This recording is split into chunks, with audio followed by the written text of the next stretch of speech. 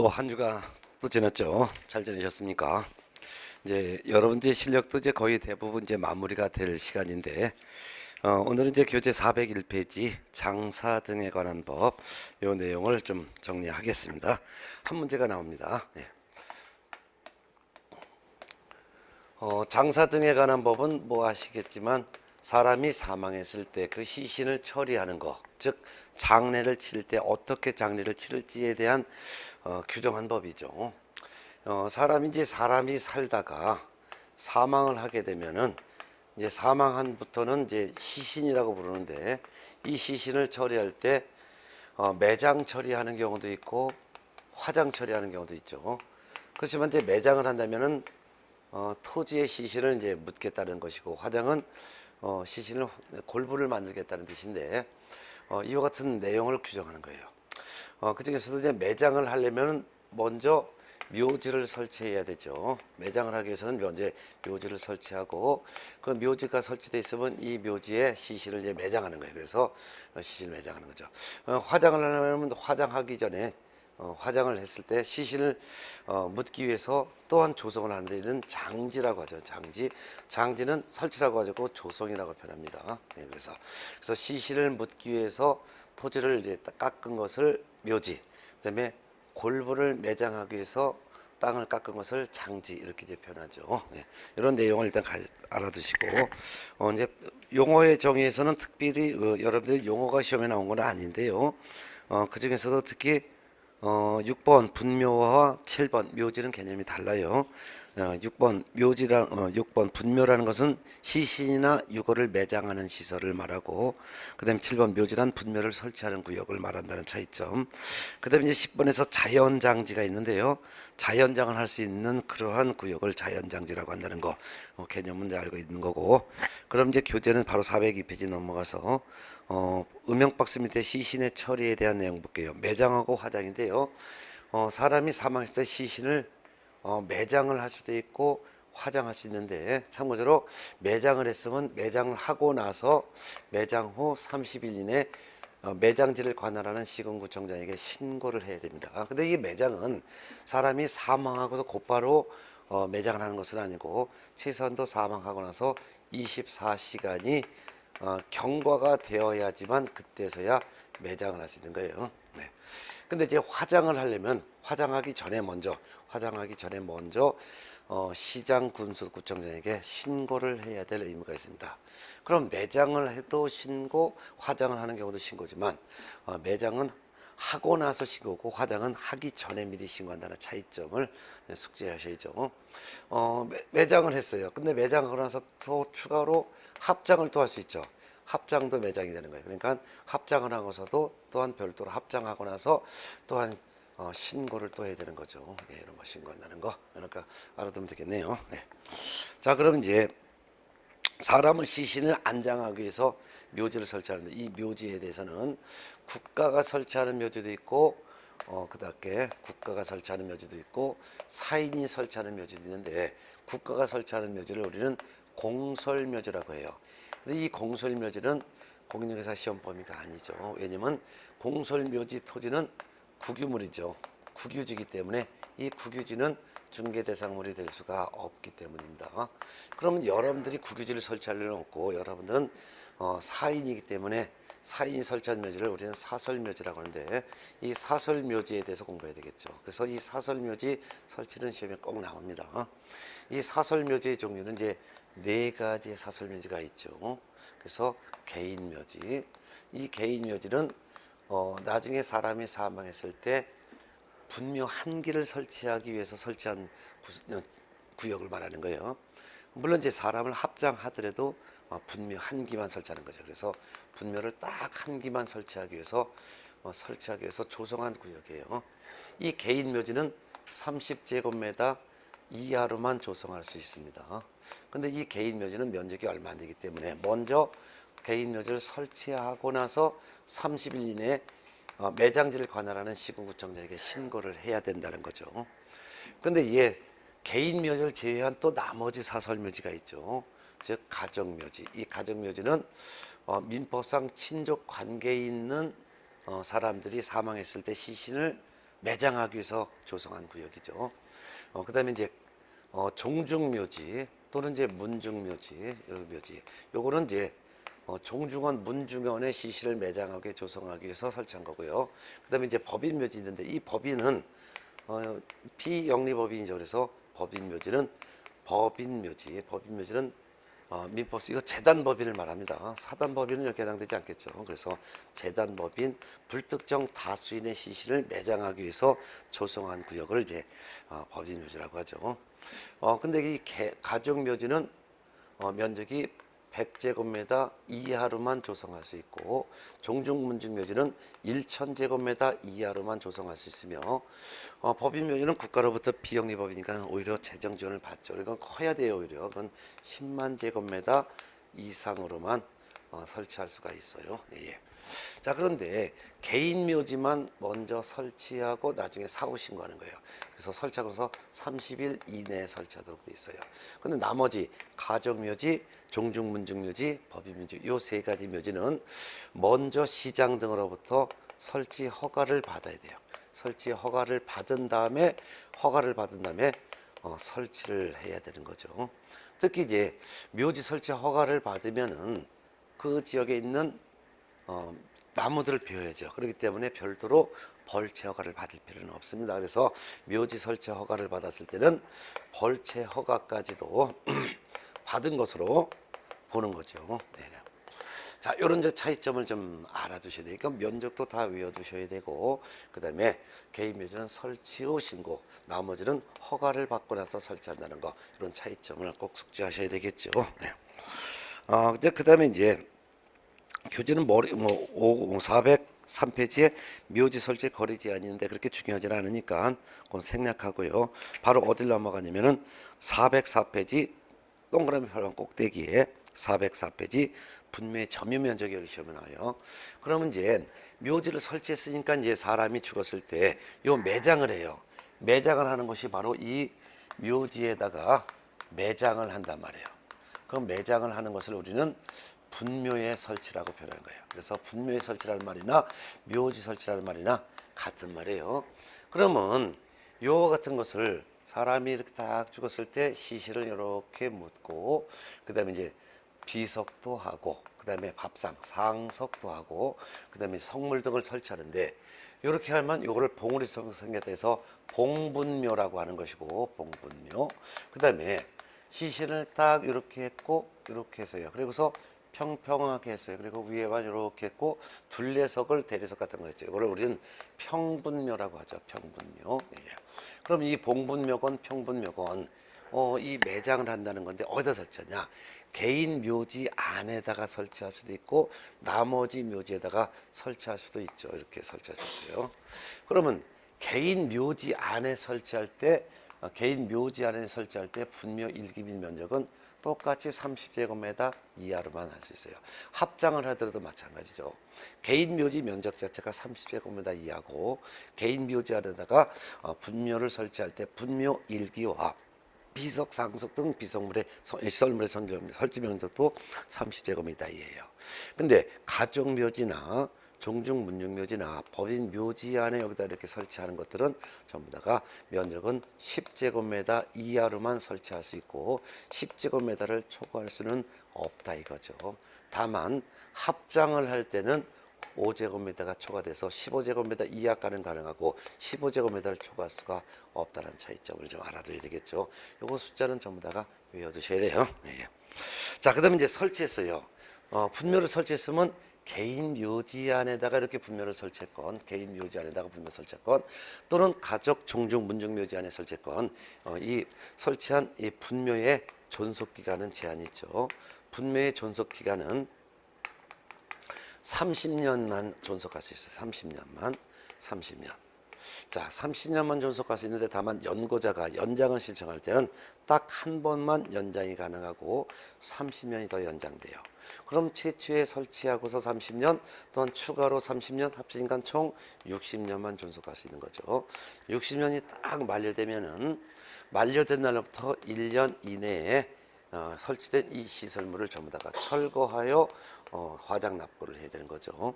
근데 간혹 가다 보면은 분묘에 대해서 설치하고 나서 추가로 합장을 하는 경우도 있죠. 그러면 합장한 날로부터 이때부터 30년, 그리고 연장을 하면 또 30년 돼 갖고 플러스 30년, 그리고 그다음에 이제 설치 기간이 딱 만료되면은 설치된 날보다 1년 이내 철거해야 된다는 거, 이런 것까지도 좀 알아두면 좀 되겠습니다. 어렵지 않을 거예요. 네. 자, 그다음에 이제 시험에 나올 수 있는 것은 나머지 이제 그다음에 이제 교재 405페이지 12번 장지, 자연장지 조성이 있어요. 자연장지 조성인데요. 사람이 사망하면 시신을 화장하여 골분을 묻기 위해서 미리 땅을 조성한 것을 장지라고 하는데, 이 장지도 크게 보면 둘로 나눠볼 수 있어요. 국가가 설치하는 국가, 즉 공설장지가 있어요. 공설장지가 있고, 또한 사인이 설치하는 장지는 사설장지라고 하는데, 사설자연장지라고 합니다. 그러면 사설자연장지가 이제 시험에 나오는 건데, 공설자연장지는 이건 국유지기 때문에 중개대상물이 될 수가 없는 거잖아요. 그래서 결국은 장지도 사설자연장지, 요게 공부하는데, 사설자연장지도 네 가지로 나눠볼 수가 있죠. 그것도 이제 네 가지가, 일단 개인 자연장지가 있고, 그 다음에 가족 자연장지가 있고, 종중 문중 자연장지가 있고, 그 다음에 이제 법인장지가 있어요. 이 법인장지도 크게 보면은 둘로 나눠볼 수 있어요. 종교장지와 그 다음에 재단법인장지 이렇게 나눠볼 수도 있는데, 그 중에서 개인장지, 면적 같은 경우는 시험에 나오지는 않으니까 그냥 개인장지는 먼저 조성을 하는 거예요. 그래서 조성을 하면, 조성을 마친 후 30일 내에 이 자연장지, 즉 개인장지가 소지하는 시장 등에게 신고를 해야 될 의무가 있어요. 가족자연장지, 요거 가족자연장지를 조성을 하려면 조성하기 전에 먼저 시장 등에게 신고를 해야 될 의무가 있습니다. 종중문중자연장지도 마찬가지예요. 조성하기 전에 시장 등에 신고해야 되죠. 그런데 법인장지 중에서도 종교장지와 재단법인장지는 조성하기 전에 먼저 시장 등에 허가를 받아야 돼요. 허가를 받은 다음에 조성을 할 수가 있다는 거, 이런 차이점을 좀 알아두면 되겠네요. 이런 것들이 시험에 잘 나오니까 좀 여기서 시험에 나올 포인트만 좀 알아두면 되겠습니다. 네. 자, 그러면 이제 장사법에서는 시험에 나오는 게 항상 이 부분에서 시험 나오니까 이 부분은 꼭 외워두셔야 될 거예요. 네. 자, 그다음 이제 405페이지 5번 토지 이용계획 공법상 이용제한 및 거래 규제 관련된 사항 중에서는 406페이지 양거래번 406페이지 양거래번 농지취득 자격 증명제, 농지법, 여기다 별표 3개 해놓으시고 한번 꼭 시험장에 갈 때까지 한 번 정도는 꼭 읽어보세요. 공법에서 배운 내용과 똑같으니까 제가 강의할 필요는 없고, 공법 김동현 선생님에서 배운 내용 그대로 공부하시면 될 거예요. 예. 그냥 별표만 해놓고 나중에 시험엔 꼭 한 문제 나와요. 예, 혼자 보셔도 돼요. 그 다음에 이제 412페이지로 넘어가겠습니다. 중개대상물 확인설명서 작성 방법인데, 여기서는 이제 두 문제가 나옵니다. 그래서 412페이지 중개대상물 확인설명서 작성 방법. 이 중개대상물 확인설명서 작성 방법은 무조건 이제 적게는 두 문제, 많게는 두 문제가 나와요. 그래서 어떻게 작성하는지, 이 작성하는 방법을 공부하셔야 돼요. 네. 그럼 중개대상물 확인설명서는 중개한 물건이 뭐냐에 따라서 공인중개사법령에 4가지 확인설명서는 하나 있죠. 그것이 지금 현재 표준서식으로 정해져 있습니다. 표준서식이 있다 없다? 있다. 표준서식을 다른 말로는 법에 규정됐다 해서 법정서식이라고도 하고, 또는 국토교통부령 뒤에 별도로 종이로 만들어진 서식이라 해서 별지서식이라고 하는데 있어요. 4가지가 있죠. 첫 번째는 주거용 건축물에 대한 확인설명서, 두 번째는 비주거용 건축물에 대한 확인설명서, 세 번째는 토지 확인설명서, 네 번째는 임목이나 공장재단이나 광업재단에 대해서 묻고는 확인 설명서 이렇게 네 가지 서식이 있습니다. 이 네 가지 서식에 주거용 건물에 대한 중개를 완성시켰다면 이 주택을 매수 또는 임차하고자 하는 매수 임차인에게 설명한 내용을 기록한다 이거죠. 그럼 이 중개대상물 확인 설명서는 언제 작성해요? 중개가 완성됐을 때 작성하는 거죠. 그래서 작성은 누가? 개업공인중개사가 작성을 해야 될 의무가 있다. 근데 개공 중에서 법인인 개업공인중개사의 같은 경우는 누가 작성해야 돼요? 이때는 누가? 대표자가 대신 작성하는 의무가 있죠. 법개공은 작성할 수가 없으니까요. 그러니까 대신 대표자가. 법개공의 분사무서는 누가 대신 작성해야 돼요? 네, 책임자가. 법개공이 작성할 수가 없잖아요. 네. 그렇다면 소속 공인중개사나 중개보조는 작성할 의무가 있어요, 없어요? 작성 의무 있다 없다? 없다 그랬잖아요. 없어요. 그렇지만 그중에서 소속 공인중개사 작성 의무는 없지만 의무 없지만 작성할 수는 있다 그랬었죠. 예. 근데 중개보조는 작성할 의무도 없고 작성할 수도 없다고 했었죠. 자, 그럼 작성을 하는데 개공은 언제 작성한다요? 언제? 개공은 중개가 완성되었을 때 작성하는 거죠. 중개가 완성되었을 때, 즉 거래계약이 체결됐을 때 작성하는 거죠. 이때 작성하는 내용은 뭘 작성하죠? 매수인 임차인에게 설명한 내용을 그대로 기재하는 거죠. 그럼 설명은 언제 설명해요? 설명은 중개가 완성되기 전에 설명한 거죠. 그래서 중개가 완성되기 전에 설명한 내용을 중개가 완성되었을 때 작성을 하라. 그래서 설명은 중개 완성 전에, 중개 완성 전에 설명한 내용을 중개가 완성됐을 때 개공이 작성을 하라 이거죠. 네. 작성을 했을 때 개공은 무조건 서명 및 날인을 해야 될 의무가 있죠. 이때 물론 법인인 경우에는 대표자가 무조건 서명 및 날인, 분사무소에서는 책임자가 무조건 서명 및 날인의 의무가 있죠. 그리고 거기다가 당해 중개 행위를 한 소속 공인중개사가 있다면 소속 공인중개사도 함께 개공과 함께 서명 및 날인을 해야 될 의무가 있는 거죠. 그렇지만 거래 당사자는 서명 및 날인의 의무가 아니죠. 그래서 거래 당사자인 매도인과 매수인, 임차인과 임차인, 임대인과 임차인은 서명하거나 또는 날인을 하는 것이죠. 이렇게 해서 차이점이 있죠. 개공과 당해중개에 의한 소공은 어떻게? 서명 및 날인을 함께. 그렇지만 거래 당사자는 서명 또는 날인하는 차이점. 자, 날인해서 작성했으면 거래 당사자에게 교부하죠. 거래 당사자에게 교부하고 개공은 이 확인 설명서 4번을 몇 년 보존? 3년간 보존해야 된다. 이게 바로 이제 공인중개사 법령에서 배웠던 거예요. 자, 그럼 지금 시간에는 요 확인 설명서를 작성할 때 주거용 건축물 확인 설명서에는 어떤 내용을 어떻게 기록하는지 이 작성하는 방법이에요. 네. 주거용 건축물 확인 설명서는 총 13가지 내용을 기록하고, 비주거용 건축물 하면 이제 공장을 연상하세요. 공장 건물. 이거 11가지를 기록하고, 토지하면 뭐 임야라든가 또는 이제 농지를 연상하시면 되는데요. 몇 가지? 9가지. 임목 광업재단 공장재단 뭐 입공광이라고 연상하세요. 이거는 이제 8가지를 기재하죠. 8가지. 그러면 기재하는 내용의 종류가 좀 다르죠. 그렇지만 주거용 건축물 확인 설명서건 비주거용 건축물 확인 설명서건 토지건 입공광이건 이와 같은 내용을 기록할 때는 3가지로 구분해서 전부 다가 3가지로 구분해서 기록하죠. 즉 개업 공인중개사 무슨 확인사항? 기본 확인사항.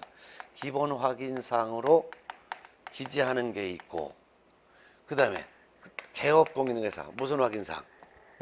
세부 확인사항으로 기재하는 게 있고, 그 다음에 또 마지막은 맞아요. 중개, 보수 등에 관한 사항. 이렇게 3가지로 하나, 둘, 셋 이렇게 3가지로 구분해서 기록하죠. 그러면은 개업 공인중개사 기본 확인사항에 어떤 내용을, 세부 확인사항에는 어떤 내용을, 중개 보수 등에 관한 사항은 어떤 내용을 기록하는지 이걸 하나하나씩 이제 정리하고 해야죠. 그 중에서 이제 주거용 건축물 확인 설명서를 일단 가장 많으니까 13가지니까 요거의 기본적인 기본 확인사, 요거 주거용 건축물 확인 설명서에 대해서 13가지를 이렇게 하면 3가지로 나눠서 일단 기재한다는 것을 일단 보고 나머지도 똑같이 3가지로 나눠서 기재하는데 그 중에서 주거용 건축물 확인 설명서의 기본 확인사항 어떻게 어떤 내용을 세부 확인사항은 어떤 내용을 어떻게 보수득에 관한 사항은 어떤 내용을 어떻게 기록하는지 이 틀을 정확하게 외워두시면은 일단 한 문제를 맞히죠. 기본 확인사항 주거용 건축물이라고 만약 if 주거용 건축물이라고 한다면 총 13가지를 기본 확인사항의 8가지, 세부 확인사항의 4가지, 그 다음에 보수 등에 관한 사항 1가지 이렇게 하면 13가지가 되죠. 그럼 이제 기본 확인사항의 8가지가 뭔지 이거를 우리가 외웠던 거예요. 한번 복습해 볼까요? 네. 첫 번째는 대상 물건의 표시, 물건의 표시. 두 번째는 권리 관계. 세 번째는 토지 이용 계획 및 공법상 이용 제한 및 거래 규제 관한 사항. 그 다음에 네 번째는 입지 조건. 다섯 번째는 맞아요. 관리에 관한 사항. 여섯 번째는 비선호시설, 비선호시설. 그 다음에 7번째는 거래 예정 금액 등 이렇게 있죠. 금액 등이라는 것은 공시지가와 공시가격을 포함하는 거죠. 그 다음에 마지막 8번째는 취득함에 따라 부담해야 될 조세의 종류가 있어요. 요 8가지가 기본 확인사항이죠. 그럼 요 기본 확인사항은 전부 다가 조사가 어려워요, 쉬워요? 무지하게 쉽지. 이 기본 확인사항 8가지는 어떻게 기재한다 그랬어요? 맞아요. 개업 공인중개사가 확인한 사항, 개업 공인중개사가 확인한 사항을 기재한다 이렇게 하는 거죠. 그런 거예요. 그러면 이 8가지 중에서 대상 물건의 표시, 이거는 소재지, 지번, 면적 등을 말하는데 어떻게 확인해요? 그렇죠. 대장 등본 확인해서 적죠. 그 다음에 권리관계, 이 권리관계는 소유권에 관한 사항과 소유권 외에 관한 사항인데 등기된 거리죠. 그냥 어떻게 확인해서 적어요? 등기사항 증명서 맞죠. 그 다음에 토지 이용계획 공법상 이용제한 및 거래 규제에 관한 사항은 요거는 사실 크게 보면은 3가지로 구분해서 기록하죠. 그 중에서도 건폐율의 상한, 용적률의 상한 요거는 어떻게 기록해 할까?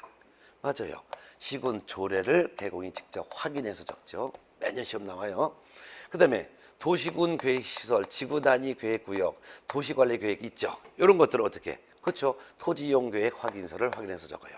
근데 토지이용계획 확인서를 통해서 확인이 안 되면 맞아요. 부동산 종합정보망을 확인해서도 기재해야죠. 그 외 나머지 용도지역, 용도지구, 용도구역, 토지거래허가구역, 투기지역 이런 것들은 전부 다가 토지이용계획 확인서를 확인해서 적죠. 자, 근데 이런 것들은 사실상 매매나 교환일 땐 적지만 임대차일 경우에 기재해야 안 해요. 기재해도 되고 기재하지는 않았죠. 임차 입장에서는 토지 이용 계획이 어떤지, 건폐율의 상한이 어떤지, 용적률의 상한이 어떤지 이거 임대차 계약을 체결할 때 중요한 요소가 돼야 안 돼요. 안 되지. 그러니까 임대차인 경우는 요 토지 이용 계획 및 공법상 이용 제한 및 거래 규제에 관한 사항은 생략도 할 수 있죠. 생략할 수가 있다 이거죠. 생략할 수 있다. 자, 그 다음에 이제 입지 조건. 입지 조건에 기재하는 게 5가지 있다는 걸 외우고 있어야 돼요. 기본적으로. 시험에서 입지 조건 이딴 식으로 안 내요. 입지 조건 이렇게 되면 다 맞추라고. 그러니까 입지 조건을 전부 다 예를 들어주죠. 즉, 도로와의 관계, 대중교통수단, 그 다음에 주차장 유무, 그 다음에 교육시설, 그 다음에 판매 및 의료시설이 유무 근처에 있는지 이거죠. 5가지 꼭 외워두셔야 돼요. 자, 이거는 사실상 이거 어떻게 조사해요? 현장 가서 조사해죠. 공부 안 나오니까. 조사 어려워 쉬워요. 쉽잖아요. 그러니까 현장 조사하는 거예요. 아까 토지이용계획 및 공법상 이용제한 및 거래 규제에 관한 사항도 조사가 쉬우니까 개공이 확인해서 적잖아요. 그것도 조사가 쉬우니까 개공이 확인해서 적어요. 관리에 관한 사항, 즉 경비실이 있는지 없는지, 관리의 주체가 누구인지 이거 조사가 쉽죠. 현장 확인. 그 다음 비선호시설 유무, 이거는 1km 이내에 공동묘지 장례식장이 있는지 이거 확인하는 거죠. 이것도 조사가 쉽잖아요. 현장 확인. 그 다음에 거래 예정 금액 등, 즉 거래 예정 금액, 공시지가, 공시가격. 이거 중개 완성 전에 거래 예정 금액 등을 확인해서 적는 거죠. 근데 공시 등이라는 것이 공시지가와 공시가격을 말하는데, 공시지가와 공시가격에 대해서도 매매교환은 적어요. 근데 임대차인 경우는 이걸 중요하지 않죠. 그래서 임대차의 경우는 이거는 기재를 생략할 수가 있죠. 어떤 걸 생략할 수 있다고요? 공시지가와 공시가격. 네. 자, 그 다음에 취득함에 따라 부담해야 될 조세의 종류와 세율.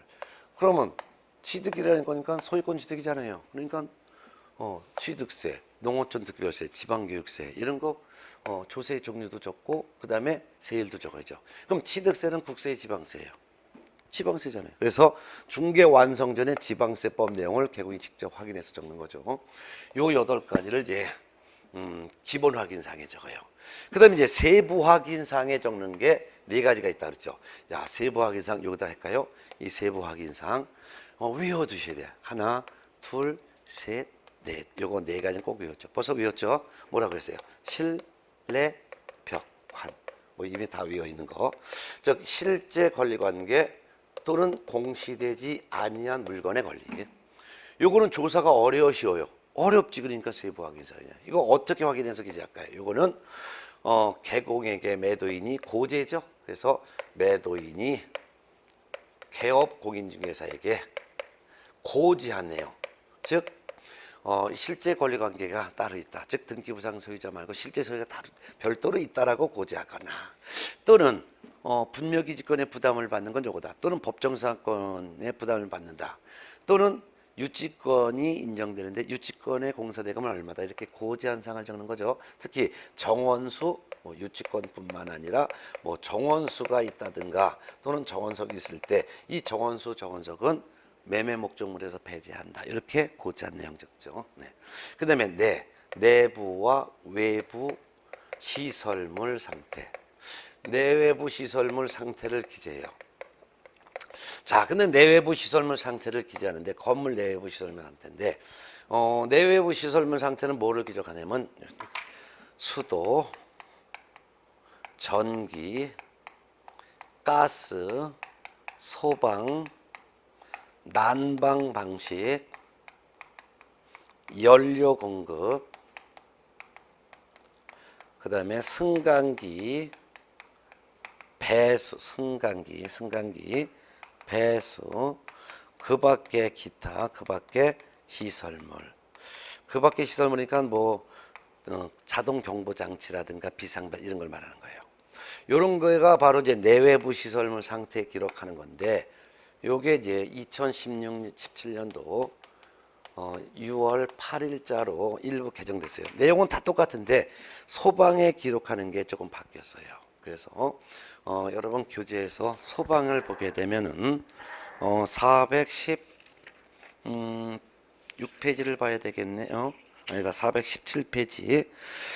417페이지 위에서 세 번째 줄 내외부 시설물 상태에서 기억본 기재사항에서 수도, 전기, 가스, 소방, 난방 방식, 연료 공급, 승강기, 배수, 기타 시설물 이렇게 되어 있는데 그중에서 소방을 보세요.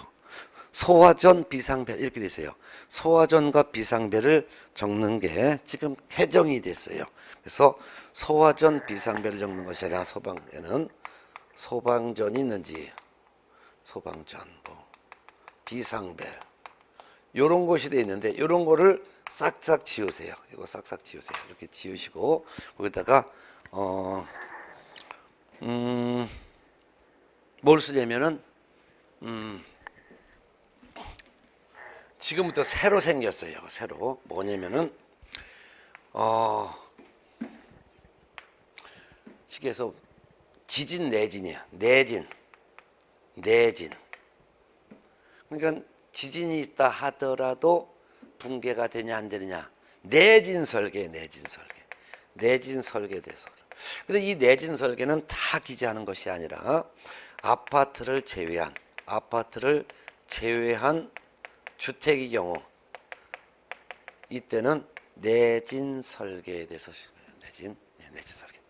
그래서 내진 여부에 대해서 소방 요거를 기록한다는 게 하나 새로 개정됐으니까 이제 알아두세요. 네. 뭐 올해 시험에 나올 가능성이 그렇게 크질 않지만, 그래서 소방에 대해서는 과거에는 소화전, 비상벨 이거를 기록했는데 소화전, 비상벨 대신 내진 성능에 대해서 기록한다. 내진 설계에 대해서. 예. 자, 그다음에 이제 벽면 상태 보세요. 벽면 상태, 도배 상태가 균열 같는지. 그다음에 환경 조건. 자, 환경 조건 이제 세부 확인상에 이제 네 가지인데 환경 조건도 시험에서는 환경 조건 이렇게 안 나오죠. 일조량, 소음, 진동 이렇게 나오는 거예요. 예, 예. 자, 그러면 실내 벽화 네 가지는 세부 확인사항이고 그 외 나머지는 기본 확인사항이다. 이렇게 보면 되겠습니다. 자, 그다음에 이제 마지막으로 이제 중개 보수 등에 관한 사항인데 이 중개 보수 등에 관해서는 중개 보수와 실비의 금액과 그 보수의 산출 내역을 기록해요. 산출 내역.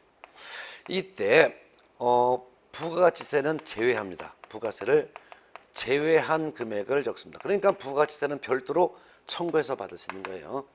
특히 산출 내역은 거래 예정 금액의 요율을 곱해서 산출이 되는 거예요. 거래 금액의 요율을 곱하는 게 아니죠. 왜?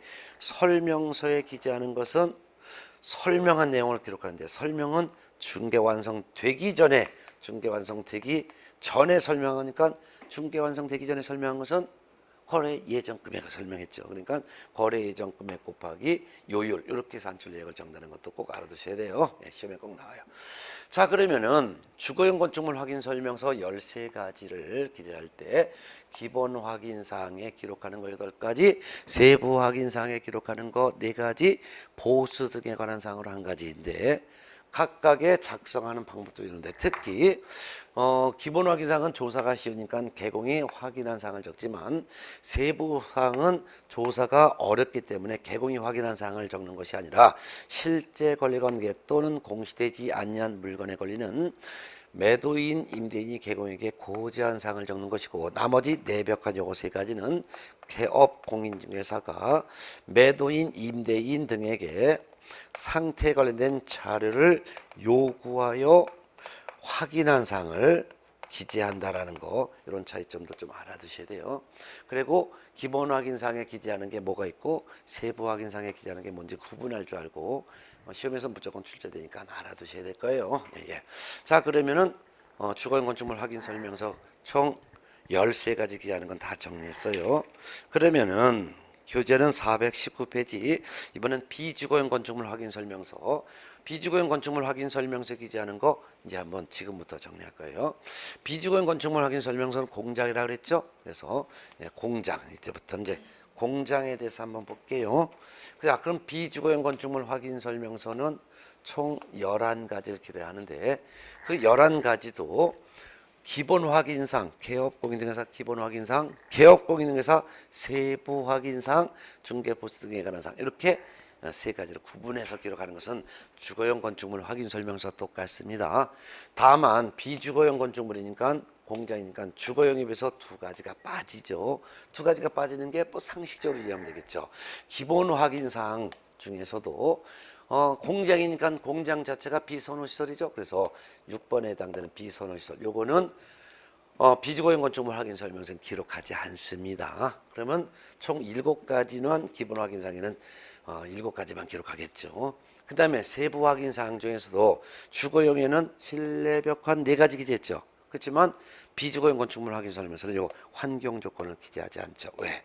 공장 자체가 뭐 햇빛이 몇 시간 있냐 중요하지 않잖아요. 공장 자체가 시끄럽잖아요. 그래서 2가지를 기재하지 않습니다. 그러면 총 11가지가 됐죠. 그러면 비주거용 건축물 확인 설명서에는 기본 확인상에는 비선호시설을 제외한 7가지를 기재하고 세부 확인상에는 환경 조건을 제외한 나머지 실내벽 3가지를 기재하고 중개보수 등에 관한 사항 요거 1가지에서 총 11가지를 기재합니다. 추가로 더 알아둔다면 비주거용 건축물 확인 설명서 공장에도 입지 조건이 있어요. 근데 비주거용에는 입지 조건에 기재하는 게 본래 5가지죠.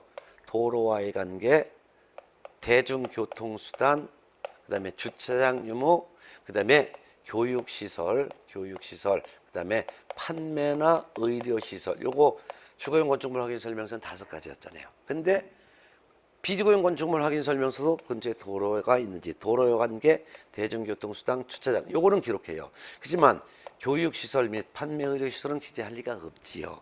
아니 공장 옆에 학교가 있을 리가 없고 백화점, 대학병원이 있을 리가 없으니까. 그래서 차이점 입조건에 있는 요 세 가지만 기재한다는 거.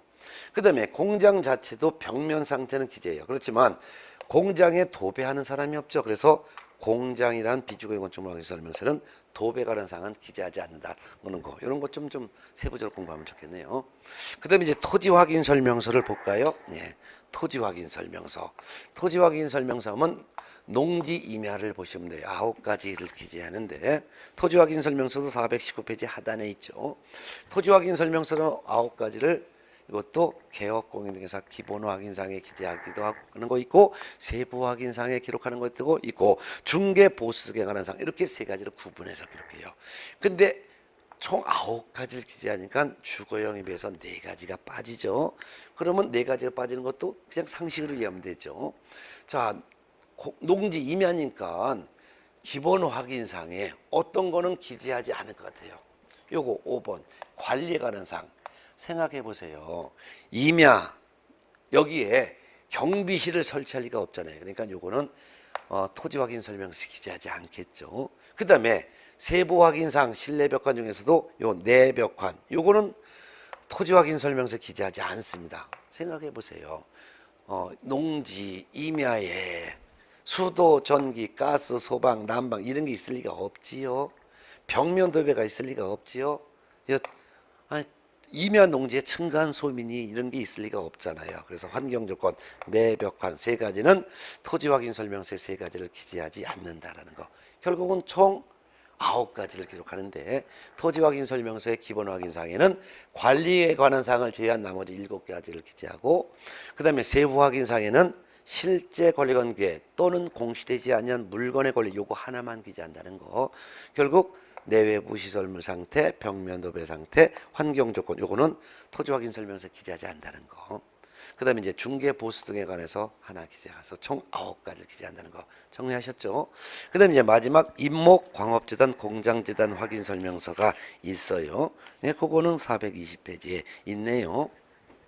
자, 그러면 임목 공장재단 광업재단 확인 설명서는 총 8가지를 기재하는데 이 8가지 중에서 특별히 다른 주택이나 공장이나 토지와 달리 임목 공장재단 광업재단 확인 설명서에는 8가지를 그중에서 6가지는 4가지 확인 설명서에 공통적으로 기재하는 사항이고 그 다음에 추가로 2가지가 좀 다른 확인 설명서는 없는 특별한 사항이 특별한 내용이 기재가 돼요.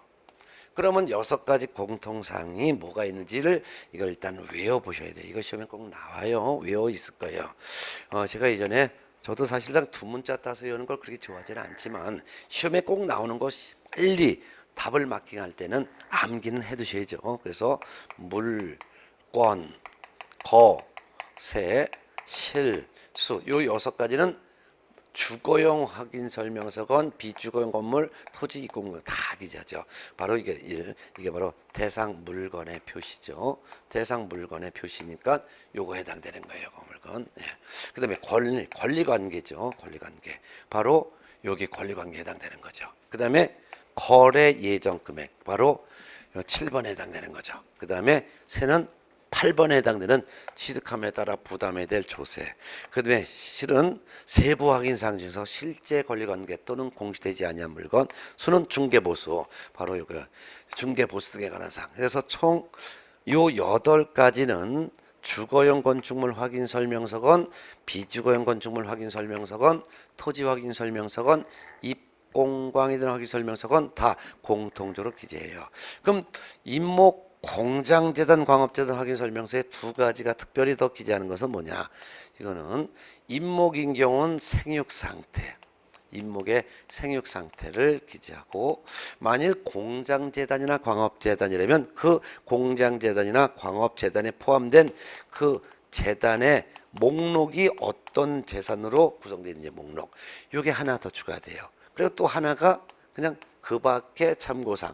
그 밖에 참고사항이니까 별도로 참고할 만한 사항이 있으면 참고할 만한 사항도 기재한다. 그러니까 하나, 둘, 셋, 넷, 다섯, 여섯, 일곱, 여덟 이렇게 되는 거죠. 그래서 이걸 외워두시면 될 것 같아요. 네. 어렵지는 않으셨죠? 네. 확인 설명서 서식과 각각의 작성 방법은 무조건 출제가 되니까 다 외워두신 걸로 믿겠습니다. 예, 예. 이렇게 했고요. 그 다음에 교재 436페이지에 거래계약서 작성 실무가 있는데 이 거래계약서 작성 실무는 아주 간단한 내용인데 그래도 이거 좀 시간이 조금 걸릴 것 같아서 이번 시간엔 일단 이렇게 간단하게 시험에 나오는 거 그래도 그냥 정리하고 쉬었다가 하죠 뭐. 그래서 쉬었다가 436페이지 거래계약서 작성 실무에서 다시 볼까요? 수고하셨습니다.